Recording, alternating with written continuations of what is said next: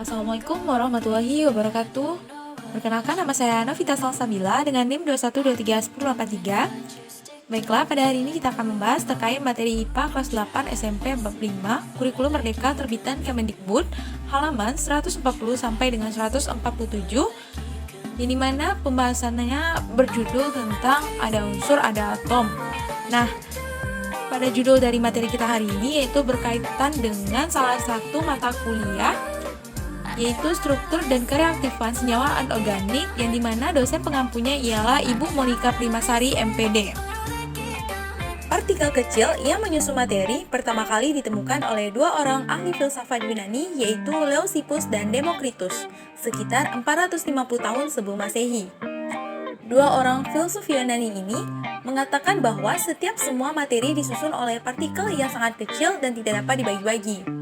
Nah, partikel itu diberi dengan nama atom.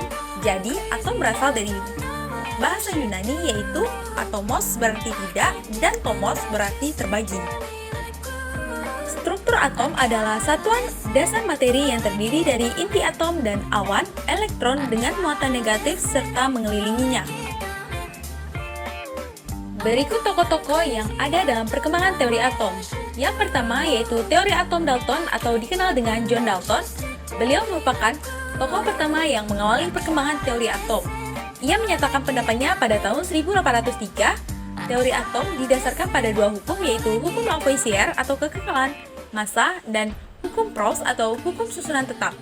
Kemunculan teori atom Dalton ini membangkitkan rasa keingintahuan terkait dengan penelitian beragam jenis atom. Isi teori atom John Dalton adalah yang pertama yaitu atom adalah bagian terkecil dari unsur-unsur dan tidak dapat dibagi lagi. Yang kedua, atom sejenis mempunyai sifat yang sama sedangkan atom unsur yang tidak sejenis memiliki sifat yang berbeda. Yang ketiga, dalam reaksi kimia terjadi penggabungan atau pemisahan atom. Dan yang keempat yaitu atom dapat bergabung dengan atom lain untuk membentuk molekul dengan perbandingan bulat dan sederhana. Dalam praktiknya, teori atom ini memiliki beberapa kekurangan. Yang pertama, tidak bisa menggambarkan bagaimana cara atom saling bergabung. Yang kedua, atom unsur yang satu dengan yang lain tidak bisa dideskripsikan. Yang ketiga, hubungan senyawa antara larutan senyawa dengan daya hantar arus listrik tidak bisa dideskripsikan.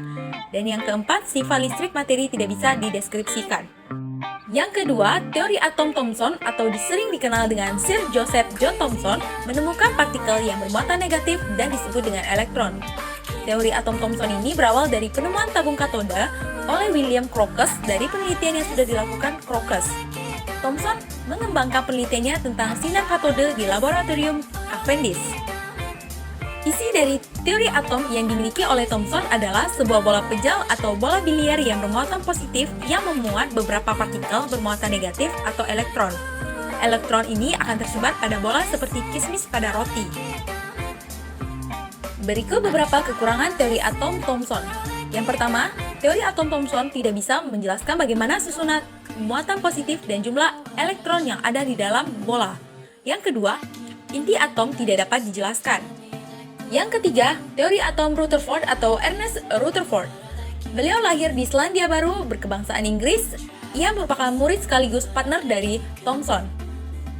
Rutherford mengembangkan teori terkait dari eksperimen penembakan inti atom lempengan emas dengan partikel alfa atau sebuah partikel dengan massa 4 kali massa atom hidrogen dan muatan positif sebesar 2 kali muatan elektron.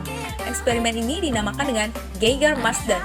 Penamaan eksperimen ini dikenal atau diambil dari dua murid Rutherford yaitu Hans Geiger dan Ernest Marsden. Kesimpulan dari hasil percobaan yang dilakukan oleh Rutherford ialah inti atom yang terkena partikel alfa maka akan terjadi tumbukan yang menyebabkan pembelokan atau pemantulan partikel alfa. Berikut beberapa inti atau garis besar dari teori atom Rutherford. Yang pertama, atom terdiri atas inti atom yang bermuatan positif dan dikelilingi elektron yang bermuatan negatif seperti model tata surya. Yang kedua, atom bersifat netral karena muatan positif sebanding dengan muatan negatif. Yang ketiga, selama mengitari inti, gaya sentripetal pada elektron terbentuk oleh gaya tarik-menarik antara elektron dengan gaya inti atom atau gaya Coulomb. Dan yang keempat, sebagian besar volume atom adalah ruang kosong atau bukan pejal. Kekurangan dari teori atom Rutherford yang pertama yaitu teori atom ini tidak bisa mendeskripsikan cara rotasi dari inti atom dan letak elektron. Kedua, teori atom ini tidak bisa mendeskripsikan spektrum garis yang ada pada atom hidrogen. Dan yang ketiga, energi atom menjadi tidak stabil karena elektron yang bergerak akan memancarkan energi. Yang keempat, teori atom Bohr atau Niels Bohr. Beliau merupakan fisikawan berasal dari Denmark dan peraih Nobel Fisika pada tahun 1922. Teori atom Bohr berawal dari kelemahan teori atom Rutherford, yang dimana kelemahan itu merupakan lintasan elektron yang disampaikan Rutherford belum sempurna untuk menjelaskan struktur suatu atom karena dianggap bertentangan dengan teori elektrodinamika klasik Maxwell.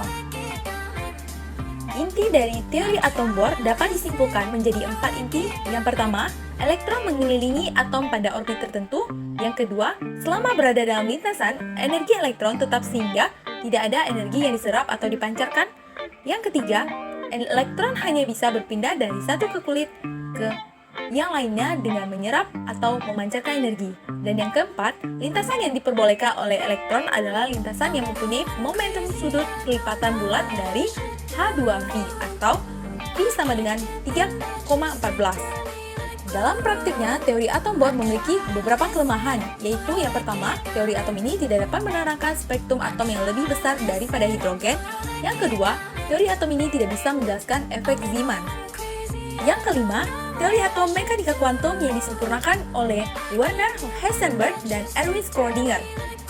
Menurut Louis de Broglie, berlaku sifat dualisme pada elektron, yaitu elektron hanya sekedar sebagai partikel tetapi juga sebagai gelombang. Heisenberg dan Schrödinger bekerja sama untuk mengembangkan teori atom modern. Teori yang sudah dikembangkan oleh dua peneliti ini dapat disebut dengan teori atom mekanika kuantum.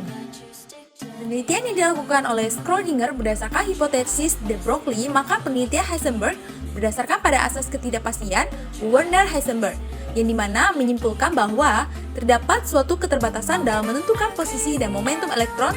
Teori atom mekanika kuantum bisa dikatakan sebagai teori paling mutakhir dari beberapa teori atom yang sudah dikembangkan. Baiklah, hanya itu pemaparan materi kita pada video kali ini. Thanks for watching. Goodbye. Wassalamualaikum warahmatullahi wabarakatuh.